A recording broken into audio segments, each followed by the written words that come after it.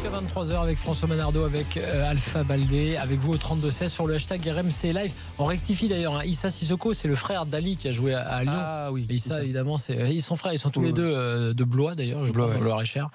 Et voilà, c'est les deux frères. Ali qui joue à Lyon. Ali joue à Lyon et Issa lui était à Angers. Donc récemment, sur le hashtag RMC Live, on parle beaucoup de Lukaku. Alors, critiquer Lukaku, nous dit Rio de Janeiro, c'est vraiment ne pas regarder la première ligue, c'est un monstre. On avait un débat en antenne avec Alpha, effectivement, je pense que pour le championnat, il n'y a pas de doute, c'est une bonne recrue. Oui. Reste à savoir si quand tu vas arriver au niveau Ligue des Champions, tu vas avoir le. Mais indépendamment du joueur à proprement parler, moi je trouve qu'une association avec Rashford peut être intéressante parce que c'est des profils tellement différents et complémentaires.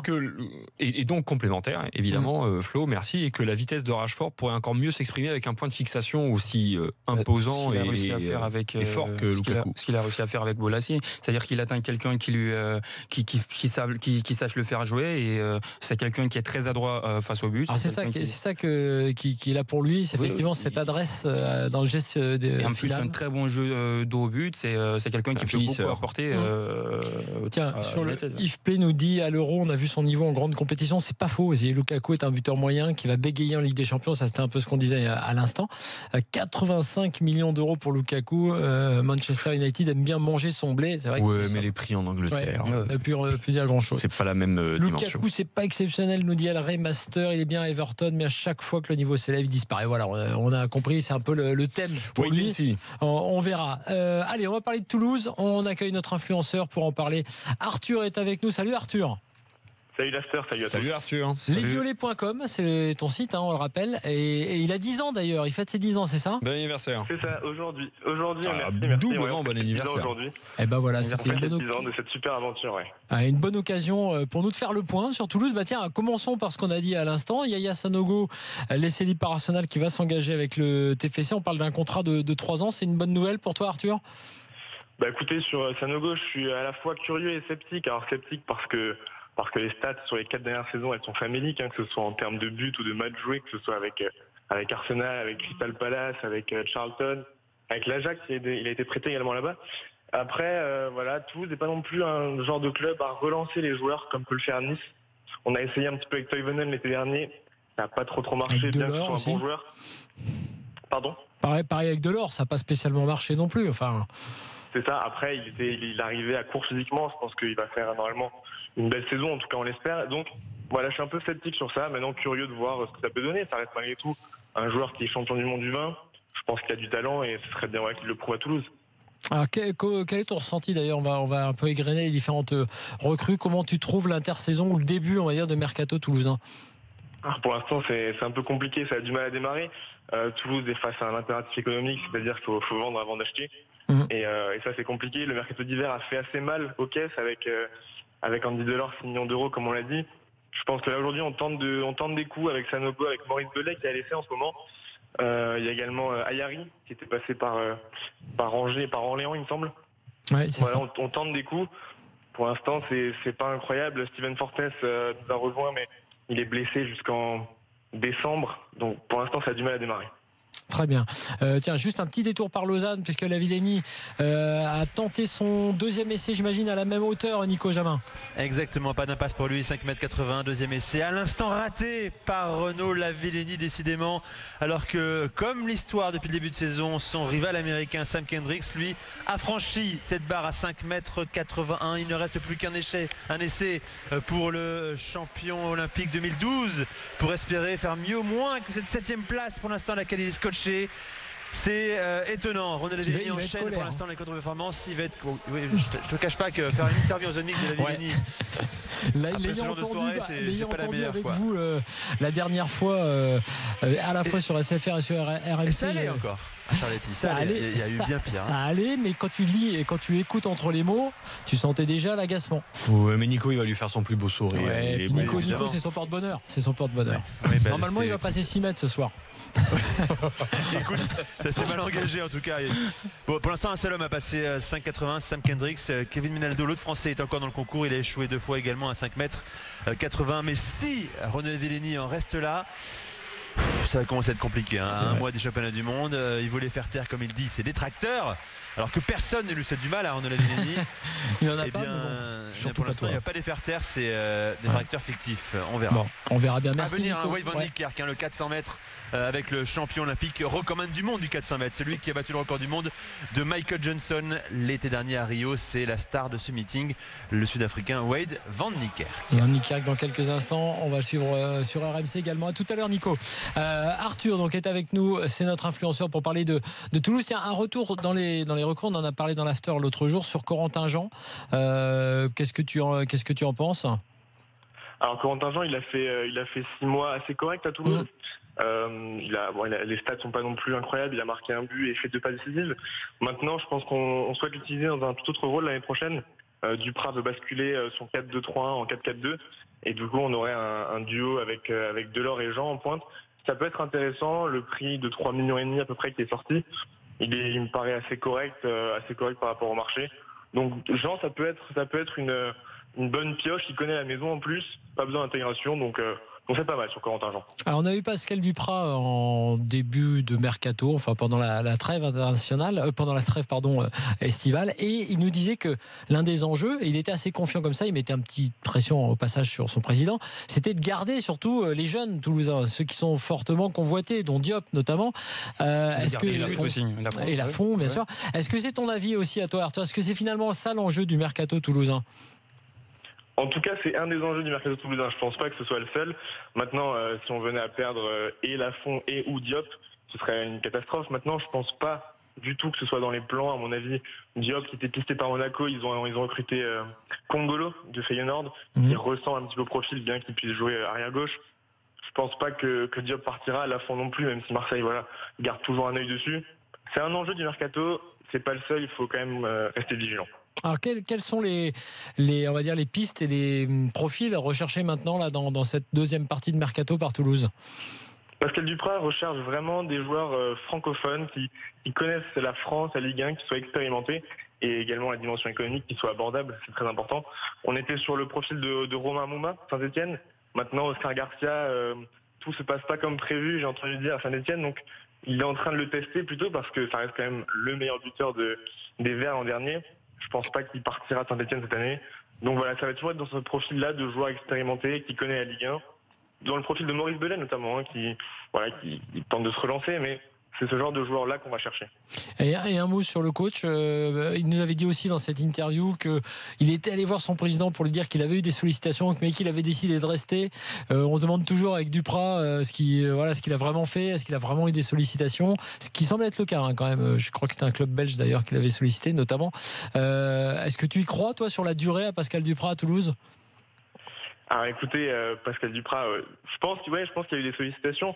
Maintenant, je pense qu'à Toulouse, il a encore cette immunité par rapport au maintien.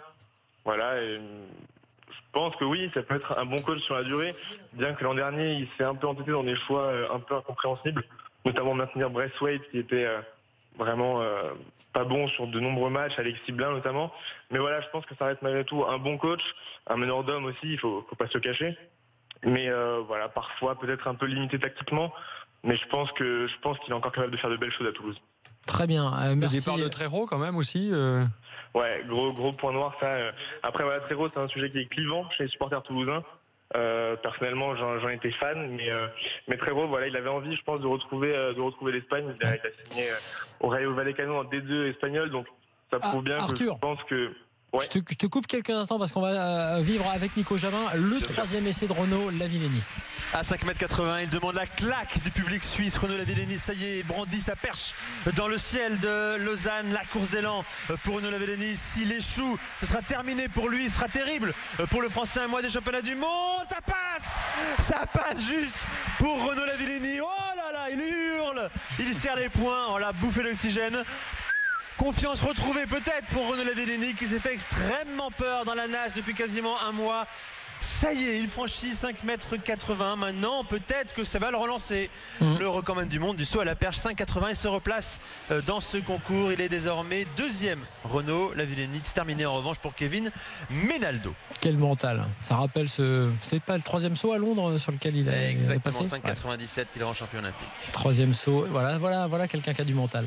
Merci Nico, on te retrouve dans quelques instants, bien évidemment. Oui, Arthur nous parlait de Trero. Tu peux terminer, Arthur. Excuse-moi de t'avoir coupé. coupé. Pour dire sur Trero, il avait envie de partir, donc on ne pouvait pas faire grand-chose pour empêcher ça. Maintenant, il va falloir le remplacer parce qu'au milieu de terrain, on a des récupérateurs avec Blin, Bodiger, qui sont des bons petits joueurs, mais qui ne sont pas non plus des créateurs. Ce qui va nous manquer, je pense, l'an prochain. Je pense que il faut chercher un joueur dans son profil qui peut faire du bien à Toulouse et puis vendre Braithwaite à un club anglais si possible. Benjamin est avec nous, supporter de Toulouse. Salut Benjamin. Ouais, salut les gars, ça va? Salut Benjamin. On est avec Arthur, tu as entendu lesviolets.com que tu dois connaître, Benjamin? Oui, bien sûr, je connais lesviolets.com, bien sûr. Et qui fête leurs 10 ans aujourd'hui même, on le rappelle. Benjamin, ton avis sur ce début de mercato toulousain?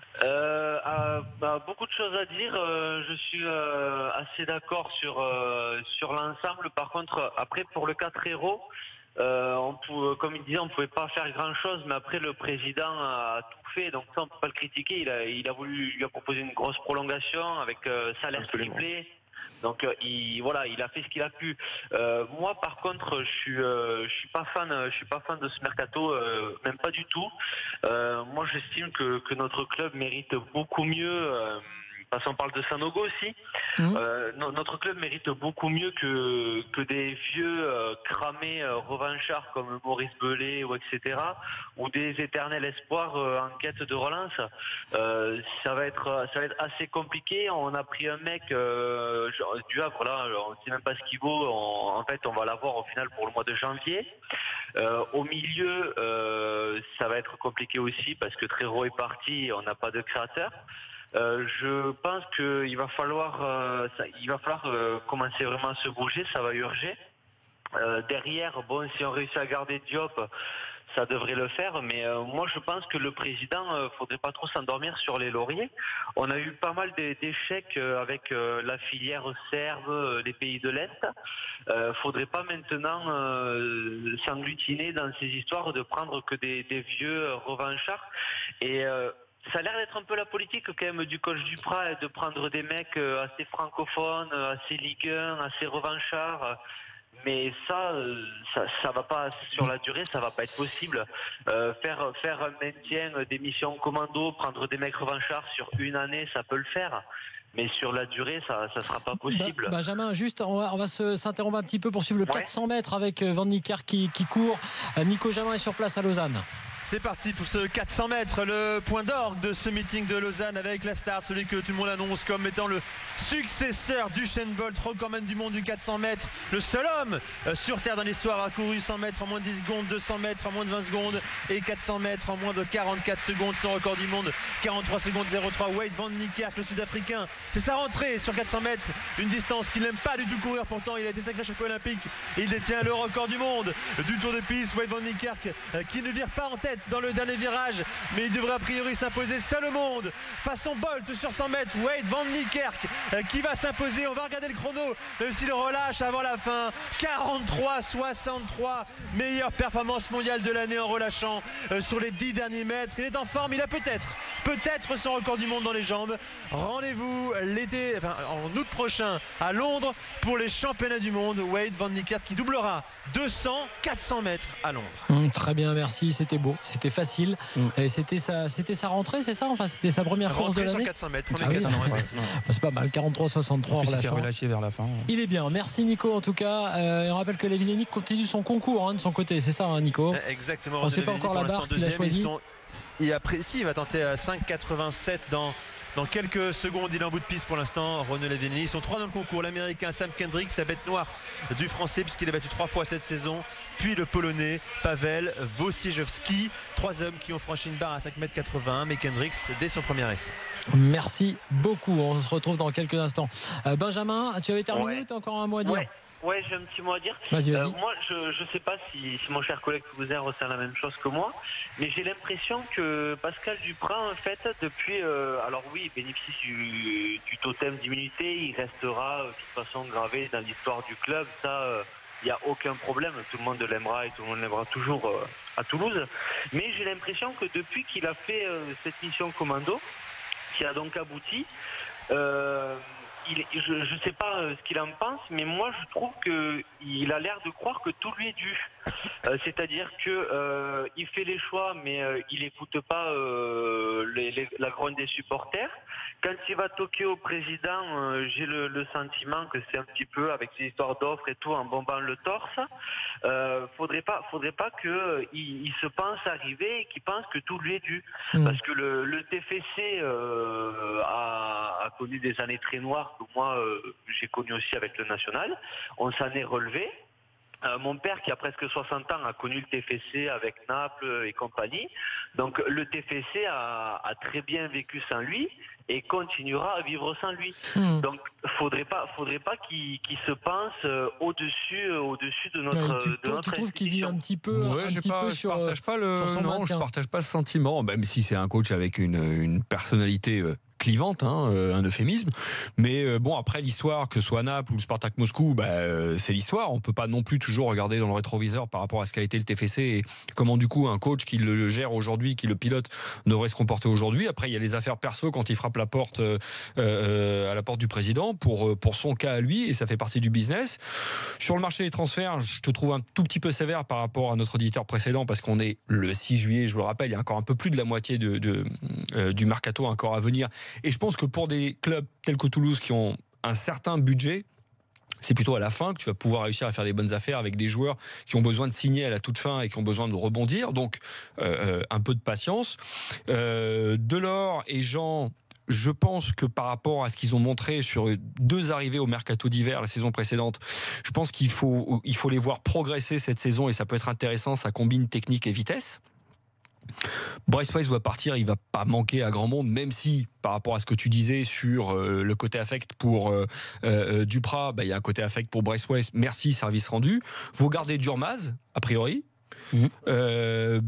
ça peut avoir de la gueule, même avec le départ de Trejo, ça peut avoir de la gueule. Faut voir après où ça va se situer en Ligue 1. Merci à Benjamin d'avoir été avec nous, et merci à Arthur qui était notre influenceur ce soir. Salut Arthur, qui est, on rappelle, du site lesviolets.com, qui fête ses 10 ans. On leur souhaite à nouveau un bon anniversaire. Voilà pour Toulouse. Dans quelques instants, Saint-Etienne au programme de l'After.